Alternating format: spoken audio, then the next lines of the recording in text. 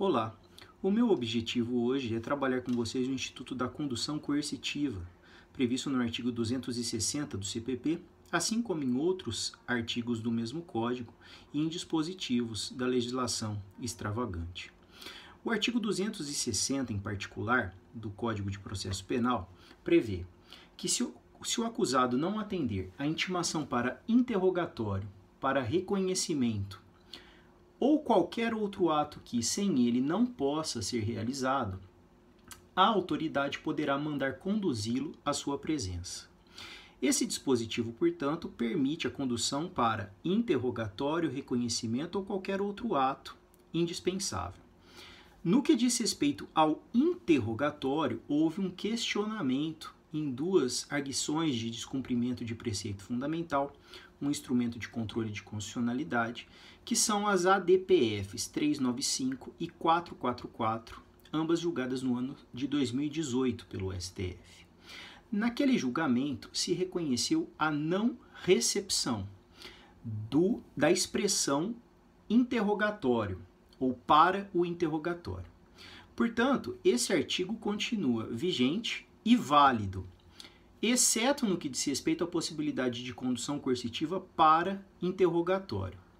E isso porque a condução coercitiva para a finalidade de interrogar o réu feriria o interrogatório como meio de defesa e, mais do que isso, atingiria o núcleo fundante de diversas garantias, consubstanciadas no direito ao silêncio, o direito à não autoincriminação ou o direito de não produzir provas contra si mesmo, também conhecido como nemo tenetur si detegere. O STF, na oportunidade do julgamento dessas ADPFs, afirmou a violação a essas garantias quando da condução coercitiva para fins de interrogatório. Portanto, desde então, com a decisão do STF, não é mais possível a condução coercitiva para essa finalidade, que implica, inclusive, numa participação ativa do conduzido. Seria um contrassenso conduzi-lo se ele tem o direito de, ao chegar no distrito policial, permanecer em silêncio.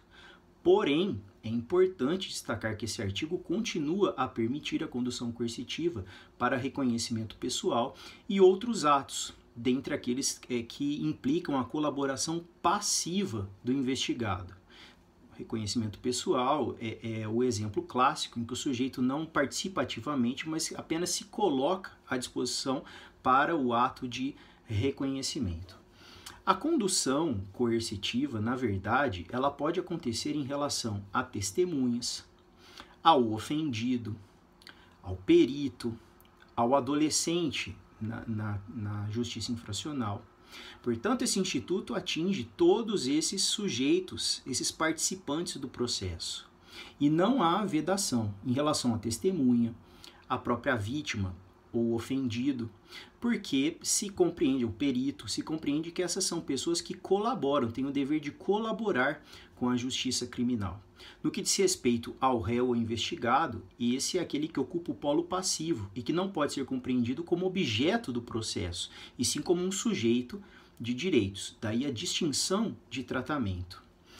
Compreendido esse aspecto, portanto, nós superamos a questão da condução coercitiva no seu delineamento mais atual. Há inúmeros artigos, comentários doutrinários, inclusive vídeos na internet comentando o conteúdo dessas ADPFs. Eu, porém, me proponho ir um pouco além disso, porque me parece que é uma novidade ainda pouco explorada e que dá uma nova dimensão, um novo sentido à condução coercitiva.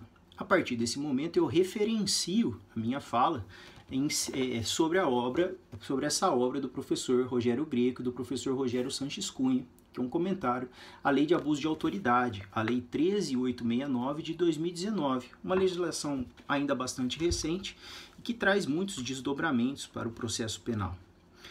Perceba, ao lado da discussão de 2018 das ADPFs e desse recorte para interrogatório, da vedação da condução coercitiva do investigado, do acusado ou do réu para o fim de interrogatório, nós temos agora um acréscimo normativo consistente no artigo 10 da Lei de Abuso de Autoridade, que criminaliza decretar condução coercitiva de testemunha ou investigado manifestamente descabida ou sem prévia intimação de comparecimento ao juízo, e prevê uma pena de detenção de 1 a 4 anos e multa.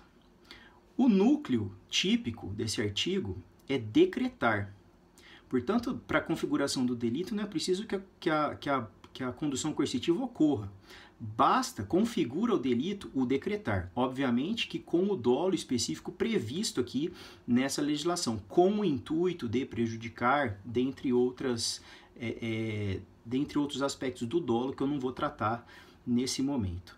Mas o que chama atenção aqui é que a redação do artigo 10 fala sem prévia intimação de comparecimento ao juízo, excluindo a determinação de comparecimento no distrito policial.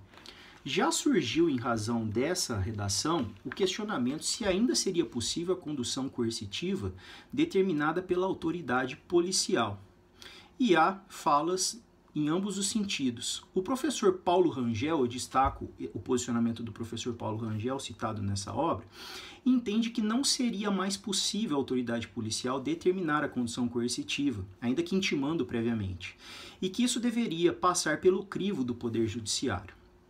Ainda que essa posição passe pela crítica desses autores, eu entendo que o professor Paulo Rangel está correto, porque isso se harmoniza com o sistema acusatório que foi reforçado pelo pacote anticrime e, em especial, pelo estabelecimento das cláusulas de reserva de jurisdição que nós já vimos num vídeo anterior.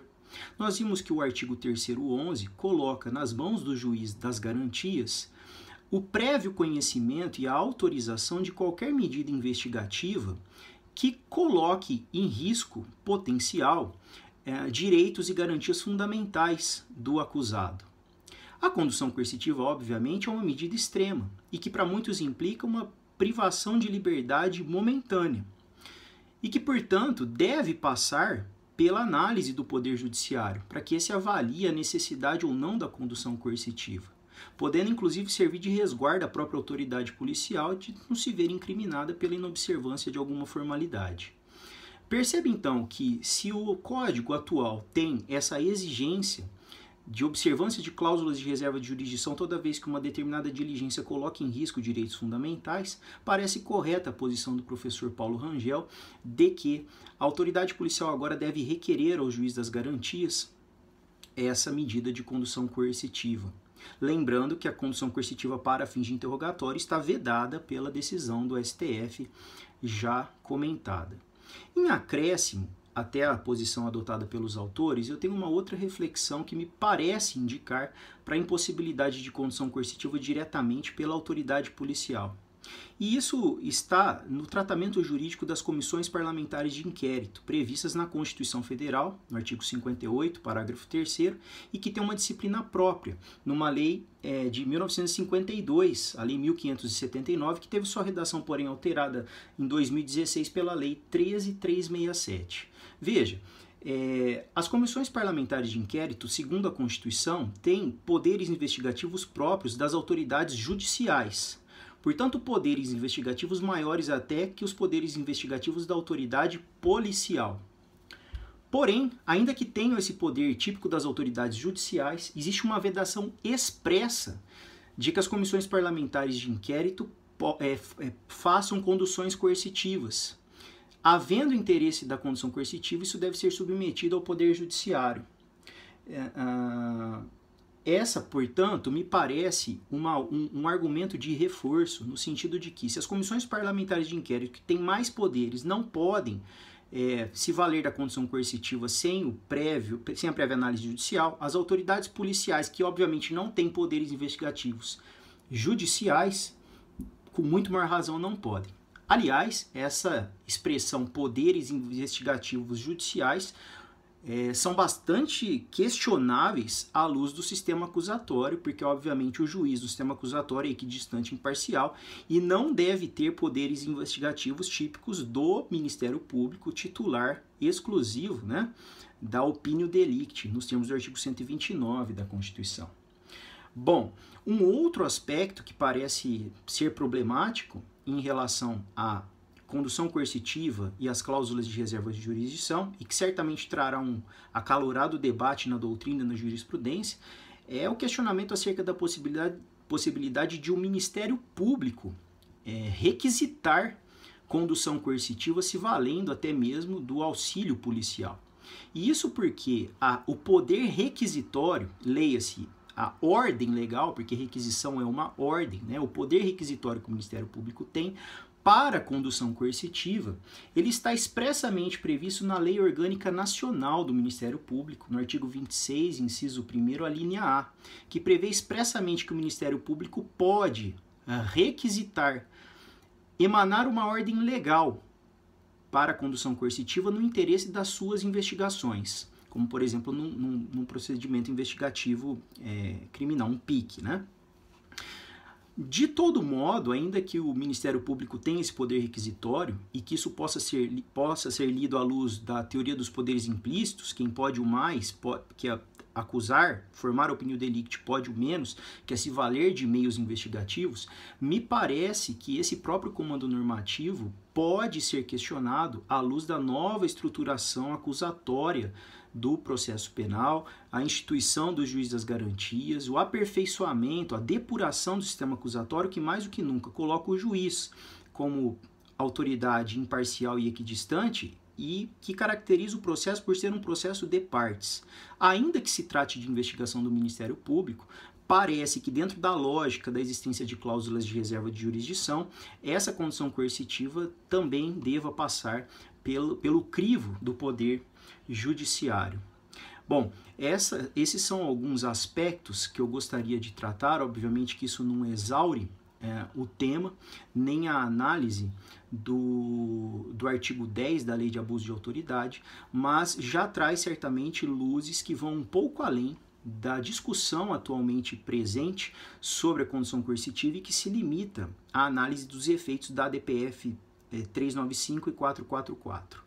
Eu sugiro a todos a leitura da ementa, que é muito rica, da ADPF 395, ao relacionar a impossibilidade de condução coercitiva para fins de interrogatório à necessidade de preservação de direitos e garantias fundamentais do acusado, inclusive a preservação da sua dignidade. Esse é um tema muito interessante, que pode ser objeto aí de pesquisas, de trabalhos de TCC, até mesmo de dissertações de mestrado, e que eu gostaria de ter apresentado a vocês. O vídeo já se estende, o objetivo é que ele não seja muito longo. Eu me coloco à disposição em caso de dúvidas para que a gente possa fomentar esse debate. Muito obrigado àqueles que chegaram até o final do vídeo. Curtam, compartilhem esse conteúdo, ajudem a divulgar o canal. Muito obrigado e até a próxima.